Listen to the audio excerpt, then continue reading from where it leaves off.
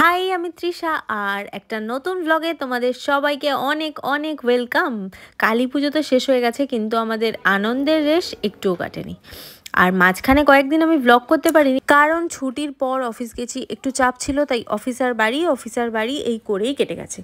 আজকে 2-3 দিন বাদে চলে এসছে রোববার, আর রোববার বলে আমরা ভেবেছি একটা ডে আউট প্ল্যান করি, সবাই মিলে যাই কোথাও ঘুরে আসি, পিকনিক টাইপের করে আসি।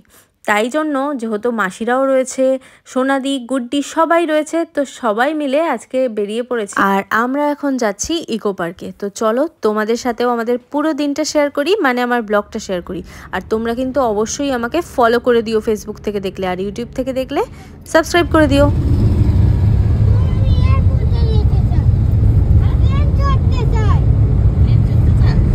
ঠিক আছে, কই যাচ্ছিস?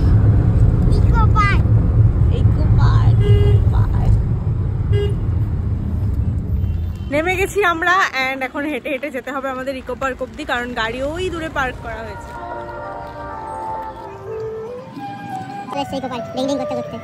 সবাই মিলে চলে এসেছি ইকো পার্ক, আর আমরা ঢুকেও পড়েছি, তোমরা দেখতেই পাচ্ছ। তো আজকে দেখেছো কত ভিড় হয়েছে, যেহেতু রোববার এসেছি তাই ইকো পার্কে কিন্তু প্রচুর ভিড় ছিল, অনেক লোক, সব জায়গা ভর্তি। তো আমরা ফার্স্টেই জায়গা খুঁজছিলাম যে কোথায় বসবো, আর আমরা এই জায়গাটায় বসবো বলে আমাদের ঠেক গেড়েছি। জামাই বাবু খাওয়া দাওয়া আর অভি আর মাম্মামকে আনতে গেছে, মাম্মামরা অন্য সাইডে। আমরা একটা জায়গা নিয়ে বসে গেছি, কিন্তু বসার পর আমার প্রথম ইচ্ছা হলো আমাকে রিলস করতে হবে, তাই আমি একটুখানি হাঁটাচলা করে রিলস করে নিচ্ছি, আর তারপর খেলবো র্যাকেট। ক্যান্ডি ক্রাশ নিয়ে খাবো, দে তুমি একটু। দেবে না চলছে, এরা র্যাকেট খেলছে আর আমি এখানে ভ্যান্ডা বাজাচ্ছি, কিছু করছি না। ইকো পার্কের প্রত্যেকটা জায়গা এত সুন্দর, এত পরিষ্কার যে আমরা মাঝখানে যেখানেও বসে গেছিলাম আর কোনো অসুবিধাই হয় না, এখানে যে কোনো জায়গায় তো বসাই যায়, তাই বসে গেছি। আর তারপর আমরা র্যাকেট খেলা শুরু করেছি, গুড্ডি নিয়ে গেছিলো র্যাকেটটা, তাই জন্য ভাবলাম চলো সবাই মিলে খেলি। আর মাঝখানে একটু খিদে পেয়ে গেছিলো বলে আমরা পাপড়ি চাট কিনেছিলাম। সত্যি পাপড়ি চাটটা এত টেস্টি খেতে, কি বলবো, খুব ভালো ছিল খেতে, পাপড়িগুলো একদম কড়মড়ে, বাট দামটা একটু কস্টলি ছিল। এইটুকু পাপড়ি চাট 50 টাকা করে নিয়েছে। আর অভিকে দেখেছো, ও তো শুয়েই পড়েছে, আর এ নিয়ে আমি হাসাহাসি করছিলাম যে তুই সব থেকে ভালো করেছিস, একদম শুয়ে রিল্যাক্স করছে, একদম চিল টাইপের ফিল হচ্ছিল, কারণ একদম হয় না, পিকনিক করতে গেছি, খাওয়া দাওয়া করছি, ঘুরছি, বেড়াচ্ছি, আজকের দিনটা পুরো অমনি ফিল হচ্ছে। আর আমাদের র্যাকেট খেলা দেখে মাম্মামেরও ইচ্ছে হয়েছে যে র্যাকেট খেলবে, মাম্মাম নাকি খুব ভালো র্যাকেট খেলে। আর সত্যি যখন খেলতে নিয়েছি তখন দেখছি হ্যাঁ আমার ককটা পড়ে যাচ্ছে, কিন্তু মাম্মামের পড়ে না, এত ভালো র্যাকেট খেলছে। তাই দুজনে মিলে একটু র্যাকেট খেললাম, আর তারপর আইসক্রিম খেয়েছি। এই ঠান্ডার মধ্যে আমরা এত দৌড়াদৌড়ি করেছি যে আইসক্রিমটা খেতেও খুব ভালো লাগছিল। আর এখানকার তো প্রত্যেকটা জায়গায় খুব সুন্দর, মানে পুরো ইকো পার্কটাই খুব সুন্দর, তাই আমরা একটুখানি ঘুরে ঘাড়ে দেখছিলাম। আর মাঝখানে একটু চা পেপাসা পেয়েছে আমাদের, তাই এখানে আমরা কফি, চা, যার যেটা পছন্দ সে সেটাই খেয়েছি।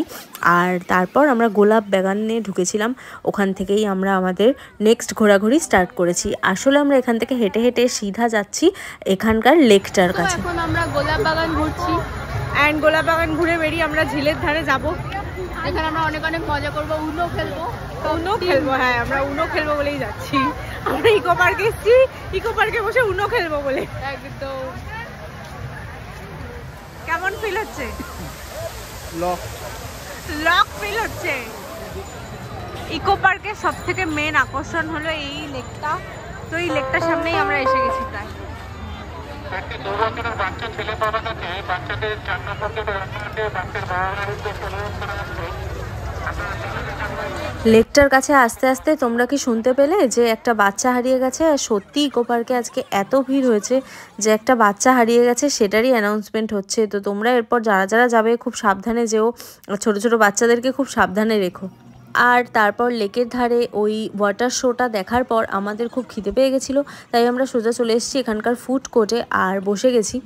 কিন্তু জানো তো এখানে আমরা খাবার দাবার বাড়ি থেকে নিয়ে গেছিলো মাম্মাম, সেটা হলো ডাল ভাত ডিম সিদ্ধ, সেগুলো তো খেয়েছি এখানে বসে বসে, সাথে ফুড কোর্ট থেকে কিছু খাবারও খেয়েছি।